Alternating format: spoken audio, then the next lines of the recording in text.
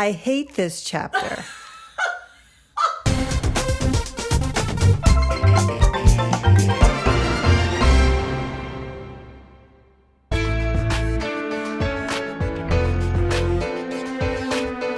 Welcome to the Brand New Me podcast. I'm Frances. And I'm Pam. And we are two women passionate about helping others thrive in life, not just survive. In each episode, we're going to find creative ways to offer hope for your future through our own life experiences. So join us every week as we learn together that we really can be a brand new me.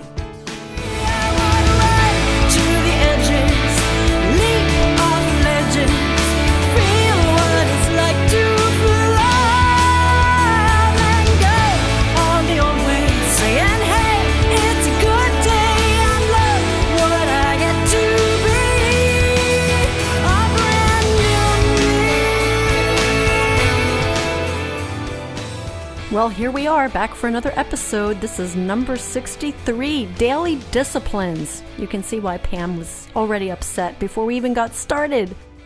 We're still in the middle of studying the book Chase the Lion. If you didn't get it yet, you should get it. In fact, this is a shout out to Rachel. She's one of our regular listeners, and she was in the hospital recently and apparently shared this book with her doctor. Now, isn't that fun? Let's just get right in. And oh, hey, at the end, you're going to hear a great song by another Creative Soul artist. And Creative Soul Records is the one who puts out my music. So this is called Stumblin', and it's from Cedars Gray. You can look them up on iTunes. It's Cedars like the tree, C-E-D-A-R-S Gray, G-R-A-Y. All right, here we go.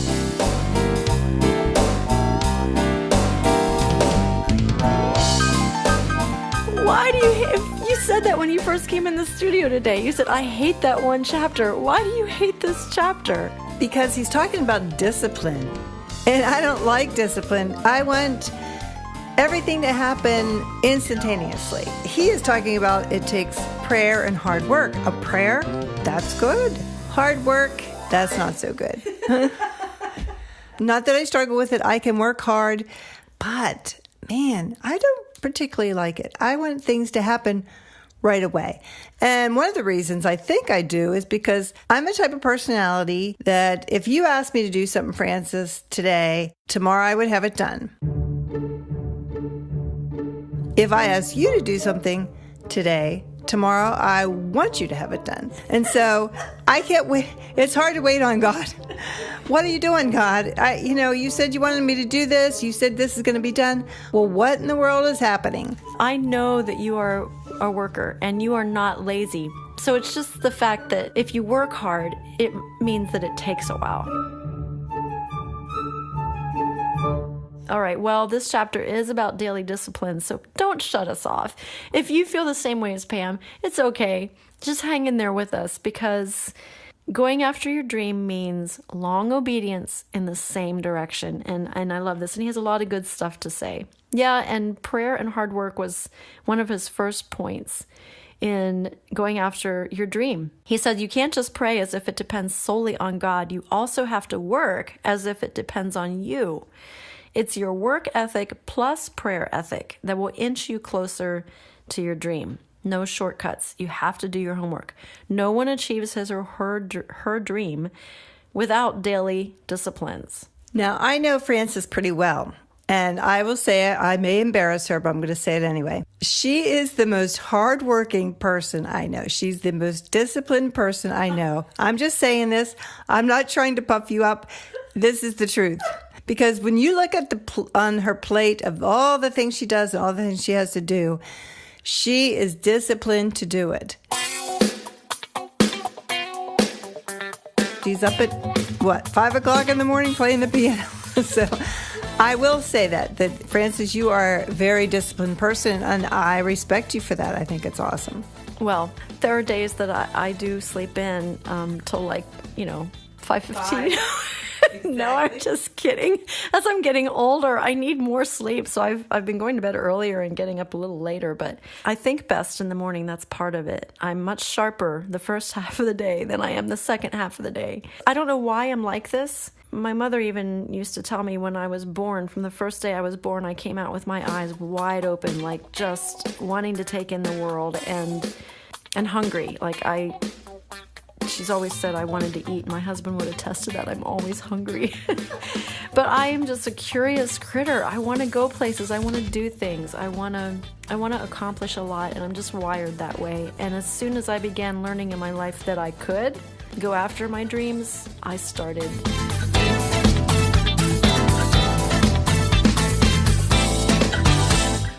When I was in the midst of this serious depression that I was in my 40s, I remember reading a book on depression, and it said that it's good to have a routine, a definite schedule, go to bed at the same time, get up at the same time, have things to do, have something you want to work toward. And that always kind of stuck with me, and it's rung true for me. It helps me, but blah, blah, blah. Anyway, talking about daily disciplines, games aren't won on game day. Games are won in the weight room, the film room, the locker room. And I thought it was interesting. The author of this book, Mark Batterson, Chase the Lion, said in this chapter, he read 3,000 books before he wrote his first book. It was his way of paying his dues. And Pam is rolling her eyes.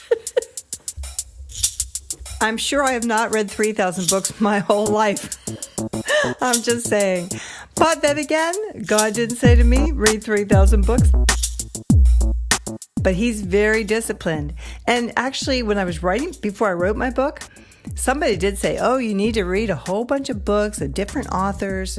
And I did a few. And then, I was kind of over it. But that's very interesting. And that is why he's gotten so far, which is pretty awesome. He also mentioned in that chapter that he has his life goal number 21 is to write 25 books. So he's currently writing another one. I know that because when I called and asked if we could use his book as material for our podcast, his secretary said he's actually currently writing another one. And as of the writing of Chase the Lion, he said he was halfway there. So that means he's written at least a dozen books already. And so far, all the ones I've read, I love of his writing. Speak about discipline. He says that when he finishes a book, he celebrates with a dinner out, and then the next morning he gets up and starts his new book. And I've heard Stephen Pressfield say that too, that his mentor taught him, when you finish a book, you celebrate, and then you get up the next morning and you start on the next one. That kind of discipline and tenacity to go after your dream. Maybe that's why a lot of people don't even want to try to go after their dream, because it is a lot of work. And I just heard someone, actually one of the women on Shark Tank TV show, I listened to her podcast, and she was saying that she always encourages people on her podcast who are starting businesses, that starting your business and pursuing your dream is like your first hot date, when you just come home and you are in love and you can hardly wait till the next date. And you date them, and then you get married, and then 3-4 years into it, it's not so hot. She said that is just the way it is. You've got to develop disciplines and work hard on a relationship that started out in the fantasy world of, oh, this is amazing, I feel amazing. When the rubber meets the road and you finally get married and you settle down, it becomes hard work, and then it's your attitude that matters. So that goes back to perspective and attitude like we started out. But that's kind of getting off track. Pam, you did write a book, and I know you're disciplined. So tell us about your discipline to see that project through. What was your day like? I'm like you. I'm a morning person. You know how you are at night when you have something in your mind and all these things are rolling around and you're like, oh man. So 5 o'clock comes and I'm done. I have to get up. So I would get up around 5, go up to my office, and that's when the juices were flowing and when God was giving me the words to this book and all the remembrance that I had. It was pretty amazing. I remembered so much. Of course, I also attribute that to journaling, but that was pretty much how my day was. So when you get up in the morning and all the things you were thinking about all night, when you get them written down, then you can let them go. The bulk of my work was actually during the morning hours. And so that's how I did my work. And I know you get up early, and tell us a little bit about how your day, you're getting ready for Portraits of White. You have a lot of other things going on at the same time. Tell us a little bit about your day, just to give our audience an idea what your day looks like. I know you're not sitting around watching old Hallmark movies as much as we'd like to be, but tell us a little bit about your day. Well, I've switched a little bit because I seem to need more sleep these days. So I go to bed pretty strictly at 9 o'clock because I sleep the best from 9 to midnight, because 2, 3, 4 in the morning is usually not good sleeping time for me. And I used to get up and work, and I do some, but not so much. I just try to rest. So I get up usually between 4:30 some mornings and 6 o'clock some mornings, 6:30. And I have breakfast with my husband, and then I have my prayer time. I used to have my prayer time first thing in the morning, but we have a really, really little house. So I don't have really a place to go that feels completely quiet unless I go over to my studio. We have breakfast together, we sit and we're quiet together, or we read a book, or we look at Facebook, or we talk. And then I have my prayer time after he goes out to the shop and it's quiet in the house. And then I go for a bike ride. This is kind of new. Exercise isn't new, but I've been increasing my exercise time because as I get closer to Portraits of White, the stress and anxiety increases. And I've learned this now. This is the 5th year, and I recognize the signs. And I am most creative and I function best when I'm consistent with my exercise. So I've really upped it this summer. I ride about an hour and a half.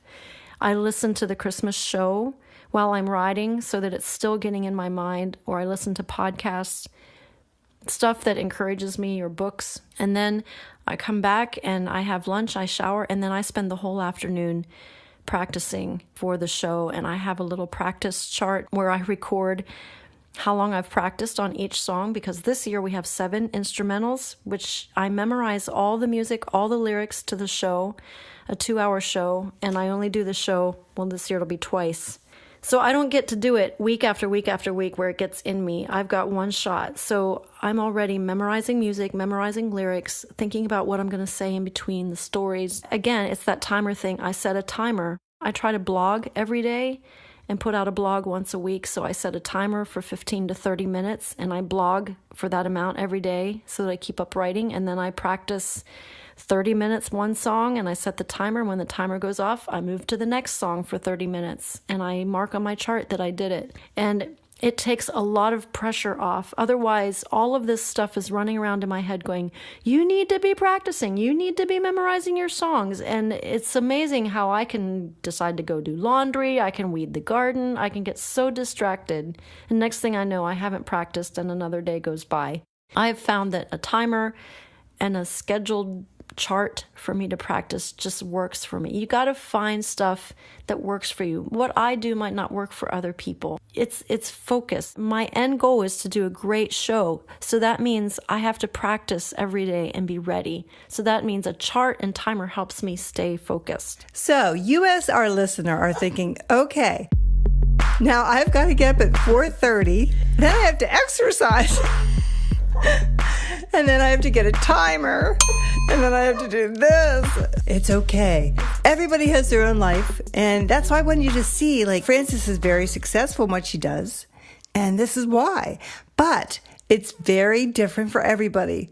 No, you don't have to get up at 4:30, and yes, you probably should exercise, but I think the same thing. Talking about exercise, my husband and I belong to Planet Fitness. It's so funny because every Monday morning we're there. We are there with every other old person in the whole community. And then Tuesday comes and we're like, okay, we're doing this 3 times a week. But I will just say, sometimes we do, but other times it's like, we were there Monday. Anyway, I'm off track.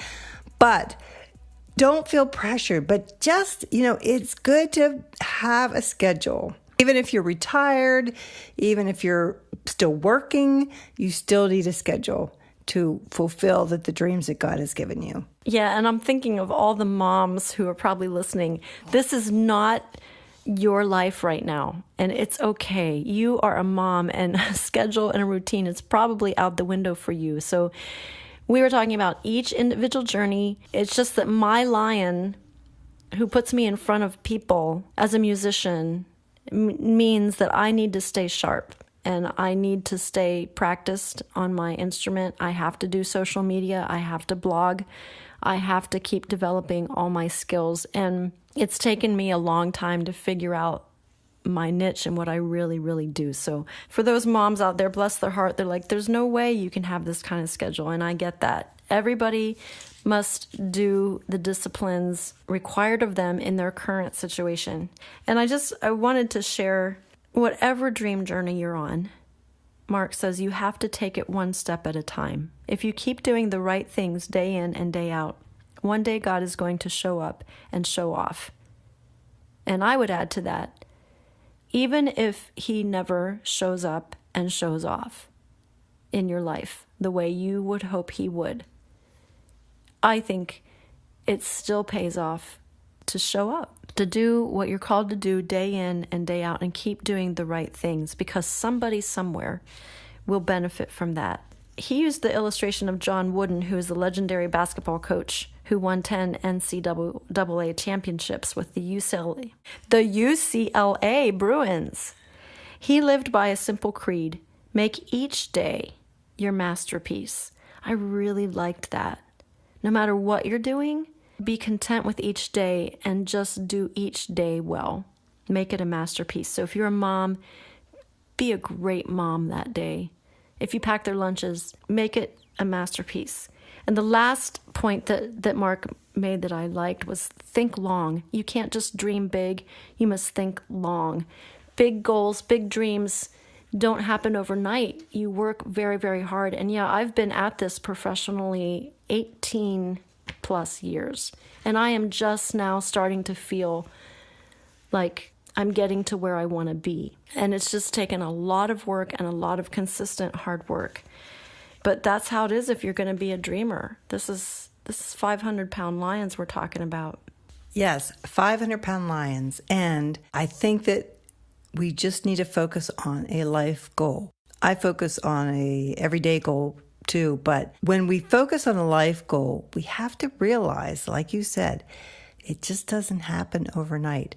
But obedience is what's important. Obedience to what God calls you to do every day. What is your life goal? When I'm done raising my children, or when I get out of high school, whatever it may be, what do I feel like God's calling me to do? And I think that's what's important, is to focus on that, but not become frustrated because it doesn't happen the next day.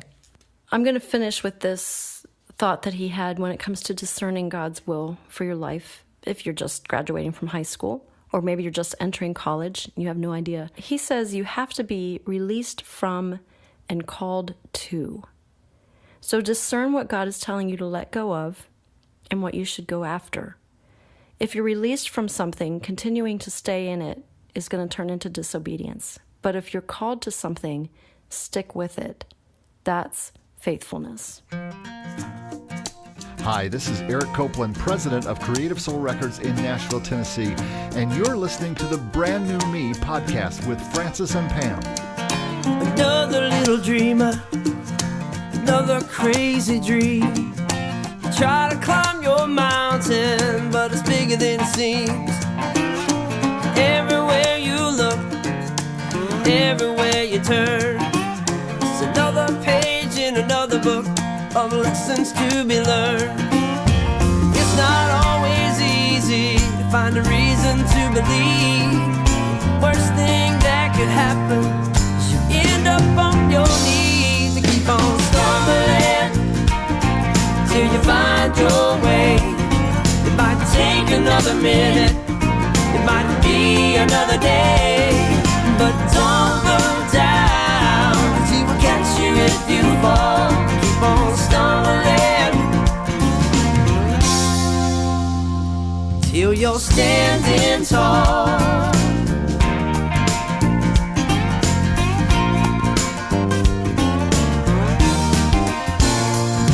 It might feel like your life is wasting away.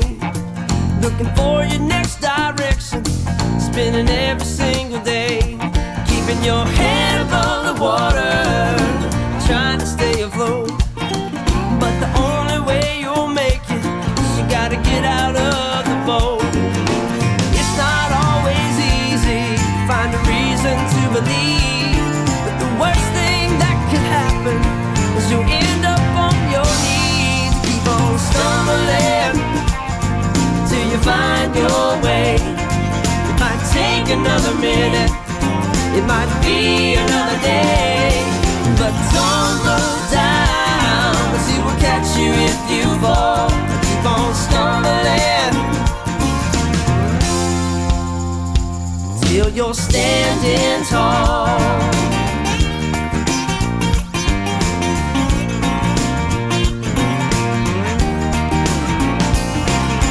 It's not always easy to find a reason to believe, but the worst thing that could happen is you end up on your knees. Keep on stumbling till you find your way.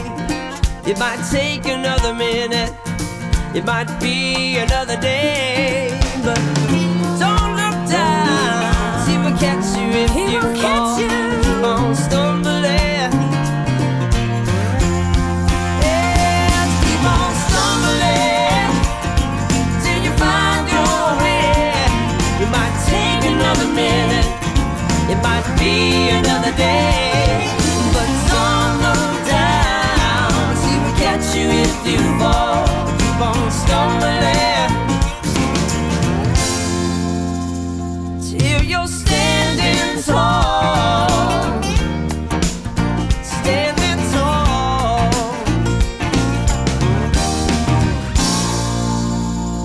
Okay, if you've listened all the way to the end, you deserve a cup of coffee on us. And here's what we're doing. We learned at our podcast movement seminar in July that it's really great for you to understand who your listeners are. And we thought it would be fun for those of you who listen regularly. And if you miss something, you catch up on it later. So it doesn't have to be like every week, but you're a pretty diehard listener. We want to have coffee with you. We want to know more about you. Who are you? What do you love? What do you like to eat? Do you like pets? Do you like the show? What do you like about the show? What don't you like about the show?